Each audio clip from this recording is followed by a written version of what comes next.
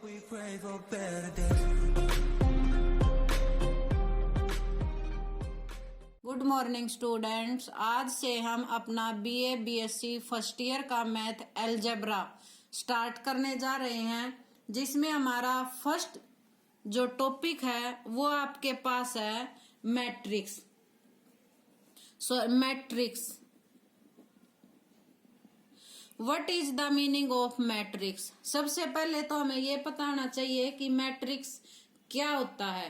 तो मैट्रिक्स हमारे पास क्या होता है, a set of M N number, a set of M N number. जो आपके पास नंबर हैं वो आपके पास रियल भी हो सकते हैं और कॉम्प्लेक्स फॉर्म में भी आ सकते हैं। यानी जो आपके पास एक सेट होगा एम एन नंबर का, जिसमें रियल और कॉम्प्लेक्स नंबर भी आपके आ सकते हैं, arranged in the form, arranged in the form of an order। एक ऑर्डर से आपको अरेंज करना है ऑफ एम रो, यानी एम रो, ईच रो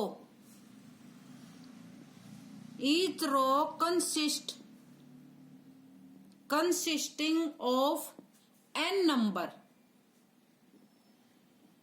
यानी एम एन नंबर है आपके पास सेट के अंदर, जो आपके पास रियल भी हैं और कॉम्प्लेक्स भी हैं, उनको आपने अरेंज करना है in the form of an order of M rows, each row consisting of N number. यानी हर रो में आपके पास एन नंबर होने चाहिए, यानी इक्वल नंबर होने चाहिए। और जो आपके पास सेट की नोटेशन आएगी वो आपके पास रेक्टेंगुलर फॉर्म में होगी, यानी जो रेक्टेंगुलर ब्रैकेट होता है और जो हमारे पास फुट में होता है, इसको हम ऑर्डर बोलते हैं। ये ऐसे डिनोट होता है, एम हमारे पास क्या थी, रोज, और एम हमारे पास क्या होंगे, कॉलम। एन को हम क्या कंसीडर करेंगे, कॉलम। यानी जितने भी आपके पास एलिमेंट है उनको आप अरेंज करेंगे। जैसे जर्नली हमने लिया एम एन एलिमेंट है, उनको हमने अरेंज किया। एम हमारे पास रोज हैं, ईच रो में आपके पास कितने एलिमेंट होंगे, एन एलिमेंट होंगे। तो उसमें हम क्या कहेंगे कि ये हमारा जो गिवन अरेंजमेंट है वो हमारी मैट्रिक्स फॉर्म में है। अगर हम इसको रेक्टेंगुलर ब्रैकेट में क्लोज कर देंगे, और यहाँ पर आपकी नोटेशन होती है जिसको आप लोग बोलते हैं ऑर्डर। फर्स्ट जो एलिमेंट होता है वो आपके पास रिप्रेजेंट करेगा रो को, और जो सेकंड एलिमेंट होता है वो आपके को किस टाइप में रिप्रेजेंट करेगा, कॉलम को। यानी फर्स्ट से हमें पता चलेगा कि रोज कितनी है, और सेकंड से हमें पता चलेगा कॉलम हमारे पास कितने हैं। अगर हम इसको ऐसे काउंट करते हैं तो ये हमारे पास होती हैं रोज। अगर हम इसको वर्टिकल फॉर्म में काउंट करेंगे तो ये आपके पास होते हैं कॉलम। उसके बाद इसी में नेक्स्ट हमारे पास आता है, जैसे कि फर्स्ट प्लेस पे कोई एलिमेंट है तो इसकी नोटेशन आपके पास होती है A11, यानी first row first column. As it is अगर आपके पास इसी रो में सेकंड एलिमेंट है तो फर्स्ट रो और सेकंड कॉलम ऐसे डिनोट करते हैं। और लास्ट में हमारे पास जैसे एम एन ऑर्डर है तो यहाँ पर क्या आ जाएगा, फर्स्ट रो और N column. As it is last में जो एलिमेंट आएगा वो हमारे पास आएगा, जैसे हमारे पास रोज कितनी है, एम, तो एम एन, यानी एम रोज और एन कॉलम में हमारा एलिमेंट आएगा। ऐसे हम इसको प्रोसीड करते हैं मैट्रिक्स फॉर्म में। नेक्स्ट आपके पास इसी में है रेक्टेंगुलर मैट्रिक्स।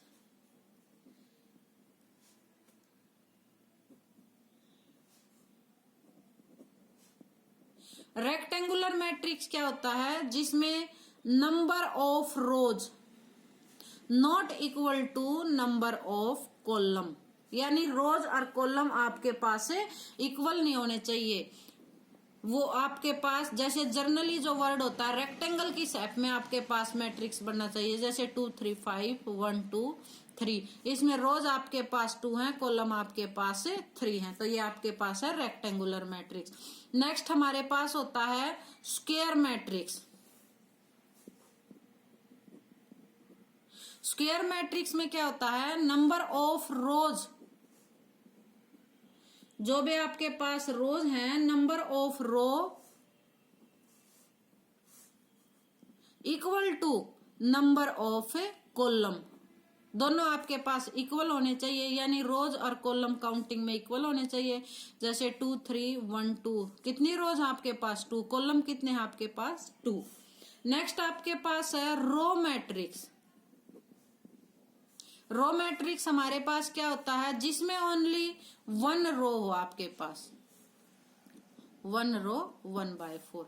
उसके बाद नेक्स्ट हमारे पास आएगा कॉलम मैट्रिक्स, जिसमें ओनली आपके पास कॉलम कंसीडर हो, 1 2 3, 3 रोज और 1 कॉलम। जिसमें ओनली कॉलम हो वो आपके पास कॉलम मैट्रिक्स, जिसमें ओनली रो हो वो आपके पास क्या होता है, रो मैट्रिक्स।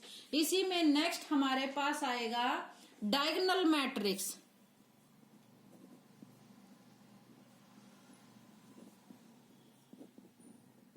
डायगोनल मैट्रिक्स क्या होता है, ये हम स्क्वायर मैट्रिक्स पर डिफाइन करेंगे।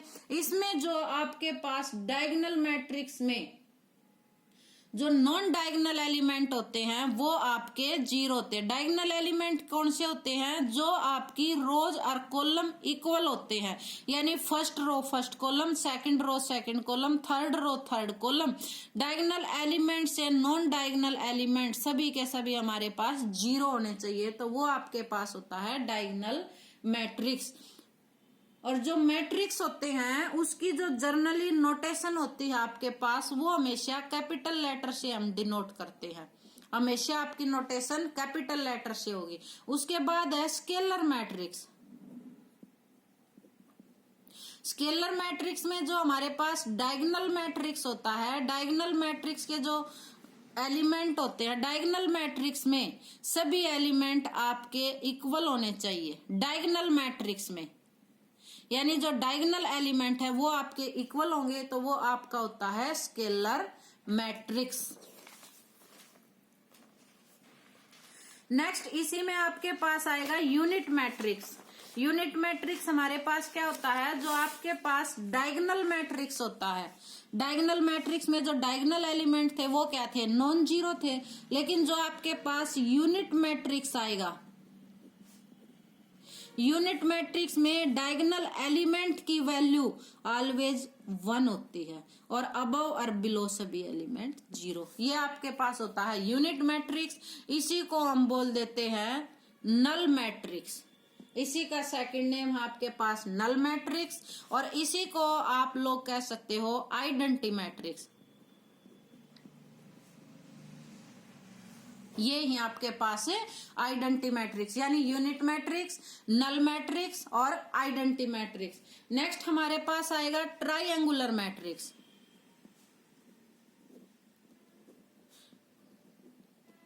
ट्रायंगुलर मैट्रिक्स का जनरल जैसे मीनिंग है कि जो हमारा मैट्रिक्स हो वो किस शेप में होना चाहिए, ट्रायंगल शेप में होना चाहिए। लेकिन ट्रायंगल शेप के लिए अब हमारे इसमें 2 टाइप आते हैं। एक तो आपके पास आएगा अपर ट्रायंगुलर और एक आपके पास आता है लोअर ट्रायंगुलर। जैसे ट्रायंगुलर मैट्रिक्स तो वैसे हम ऐसे लिख सकते हैं, जैसे ट्रायंगल के अंदर जो एलिमेंट आए वो तो आपके क्या होने चाहिए, नॉन जीरो और अनदर 0। इसको हम ऐसे भी लिख सकते हैं, ऐसे भी ट्रायंगल बना सकते हैं। 1 2 ये आपके पास 0 आएगा, 6 3 -1 2 और ये भी आपके पास 0। लेकिन अब इसमें 2 टाइप के ट्रायंगल आएंगे। एक तो आपके पास जैसे आएगा अपर ट्रायंगुलर। अपर ट्रायंगुलर जो मैट्रिक्स है, अपर ट्रायंगुलर मैट्रिक्स में आपके पास डायगोनल से बिलो सभी एलिमेंट क्या होने चाहिए, 0 होने चाहिए। तो ये हमारा जो एग्जांपल है वो आपके पास अपर ट्रायंगुलर मैट्रिक्स, और ये आपके पास है lower triangular matrix. Lower triangular matrix में हमारे पास क्या होता है, जो डायगोनल होता है, डायगोनल से अबव सभी एलिमेंट आपके पास क्या होने चाहिए, 0 होने चाहिए। यानी डायगोनल से बिलो सॉरी डायगोनल से अबव एलिमेंट आपके पास 0 होंगे तो वो लोअर ट्रायंगुलर मैट्रिक्स है, और डायगोनल से बिलो सभी एलिमेंट अगर 0 होंगे तो वो आपके पास होता है अपर ट्रायंगुलर मैट्रिक्स। नेक्स्ट आपके पास आएगा जैसे सिंगुलर मैट्रिक्स। सिंगुलर मैट्रिक्स क्या होता है, आपके पास कोई भी जो गिवन मैट्रिक्स है उसका डिटर्मिनेंट अगर 0 के इक्वल है तो वो हमारे पास होता है सिंगुलर मैट्रिक्स। जैसे कि हम एग्जांपल लेते हैं, ए हमारे पास एक कोई भी गिवन मैट्रिक्स है, जैसे 2 है -1 एलिमेंट है, यहाँ पर जैसे आपके पास 2 और 1 है, मल्टीप्लाई करेंगे तो डिटर्मिनेंट डिफाइन करना है तो ऐसे नोट करते हैं 2 2 1 और -1, मल्टीप्लाई क्रॉस मल्टीप्लाई -2 और यहाँ पर आपका आ जाएगा +2 तो इक्वल टू 0, यानी डिटर्मिनेंट A इक्वल टू 0, यानी जो गिवन आपका मैट्रिक्स है वो आपके पास है सिंगुलर मैट्रिक्स। उसके बाद आपके पास आता है नॉन सिंगुलर मैट्रिक्स।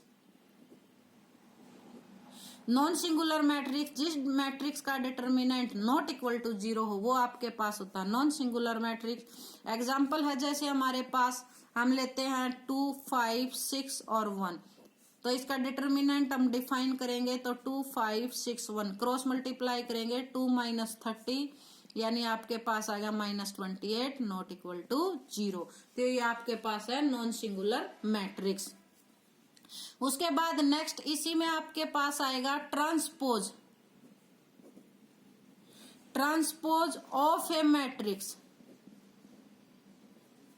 कैसे डिफाइन करते हैं, अगर कोई भी आपके पास गिवन मैट्रिक्स है 1 2 3 4 1 2 5 6 1, ये आपके पास एक गिवन मैट्रिक्स है, इसका हमें ट्रांसपोज करना है तो ट्रांसपोज के लिए हमारे पास ये नोटेशन होते हैं, या तो A' लिखते हैं या फिर AT लिखते हैं। तो ट्रांसपोज के लिए हम क्या करेंगे, जो फर्स्ट रो है उसको हम फर्स्ट कॉलम में चेंज कर देते हैं, जो सेकंड रो है उसको सेकंड कॉलम में, जो थर्ड रो है उसको थर्ड कॉलम में। ये हमारे पास होता है transpose of A given matrix, यानी जो रो होती है वो कॉलम में चेंज हो जाती है और जो कॉलम होता है वो आपके पास रो में चेंज हो जाता है।